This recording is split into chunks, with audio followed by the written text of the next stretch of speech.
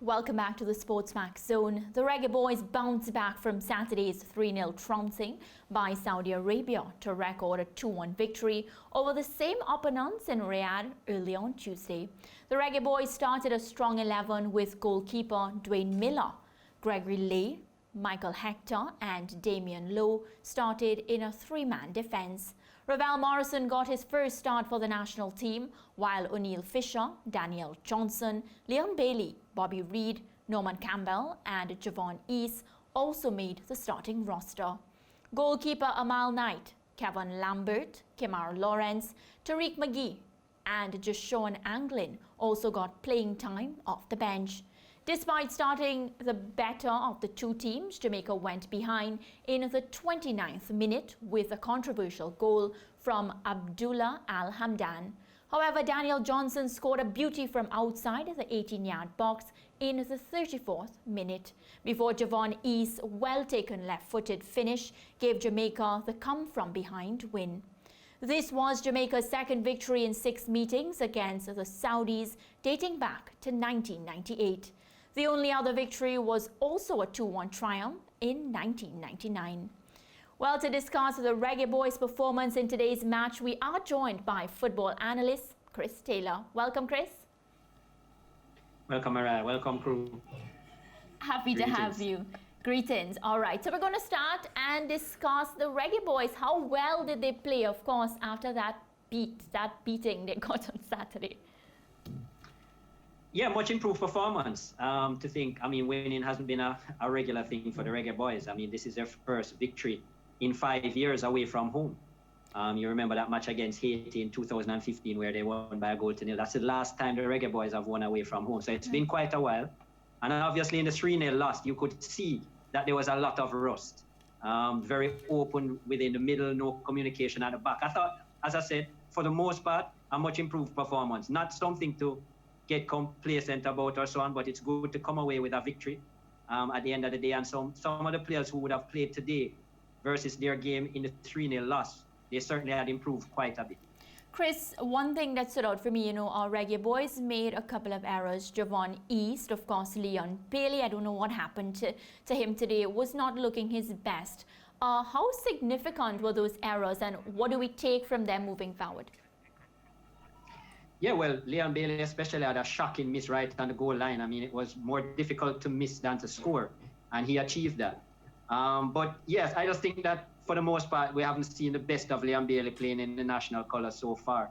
Everybody is excited, and I'm a little bit surprised that when Bailey does get the opportunity to really run at players with his pace and cutting on that left side, that he's, a little bit hesitant to do that. And that's a part that has really, been a sparkling part of Leon Bailey's game when he plays for Bayer Leverkusen, and we just haven't seen that so far for the Reggae Boyz.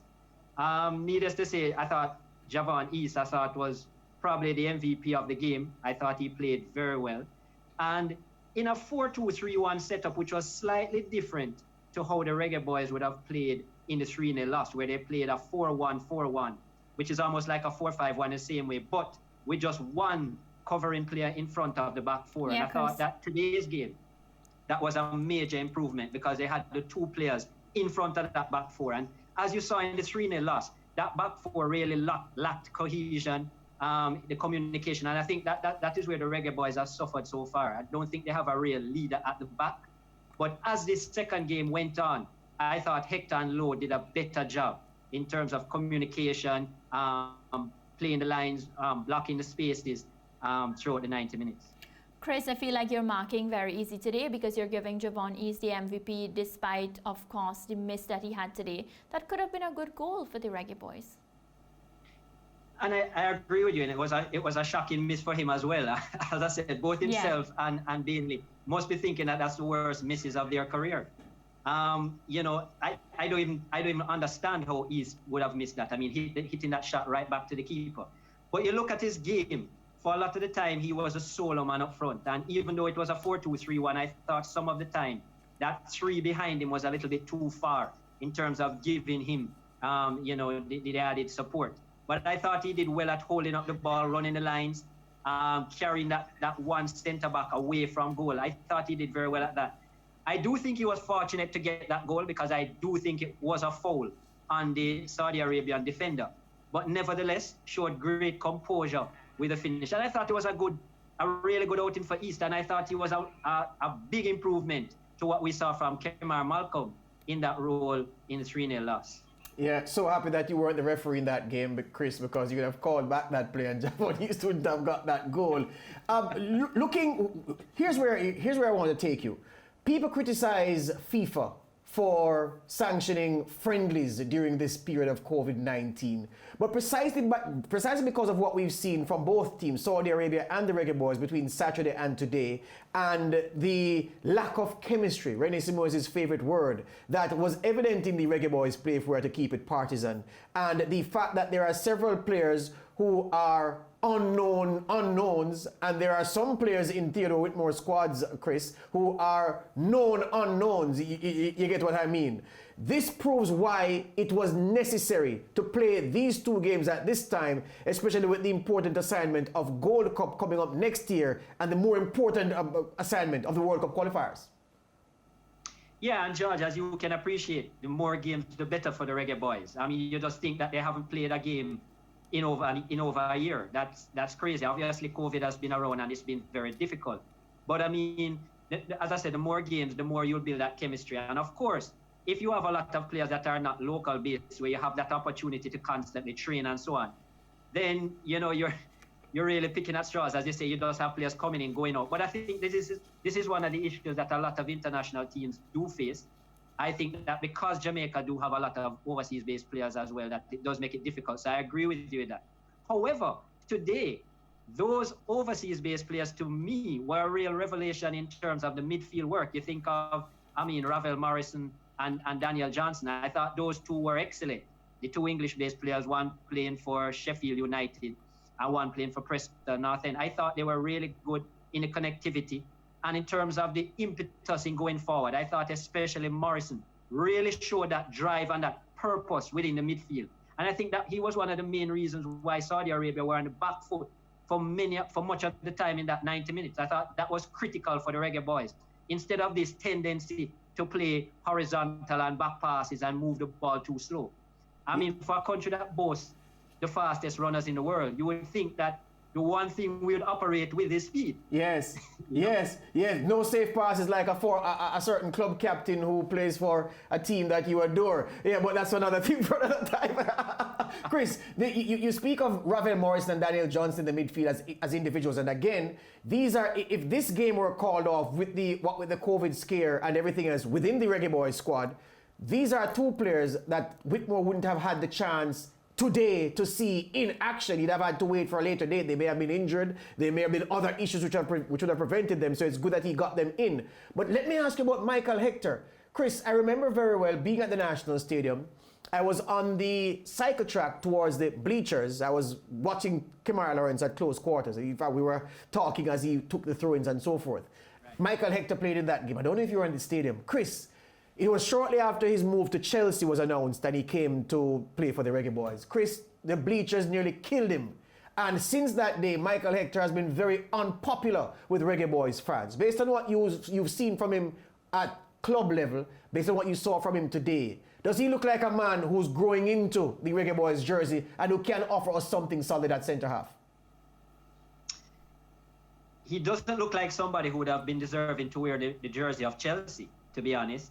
And I do agree with a lot of the criticism that Michael Hector has gotten. However, I think as an older member of this Reggae Boyz squad, his maturity certainly shows. I think where Hector struggles quite a bit is he doesn't have the pace. He's quite slow.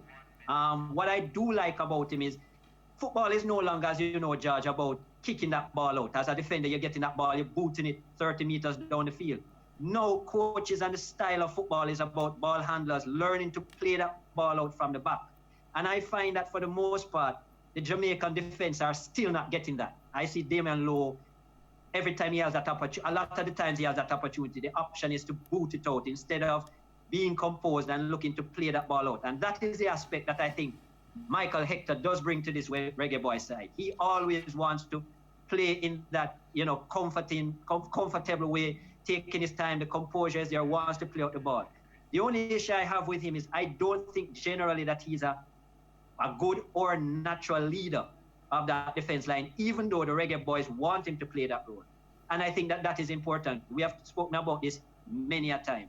The importance of having a leader within that defense line and being able to orchestrate things, knowing when to go, when to stay, pulling that line. And I think that that is what Theodore Whitmore, that will be a challenge for him. I don't think Michael Hector is that man. However, I do see positives from him in terms of how he plays out the ball, his understanding of positioning, because he doesn't have the speed.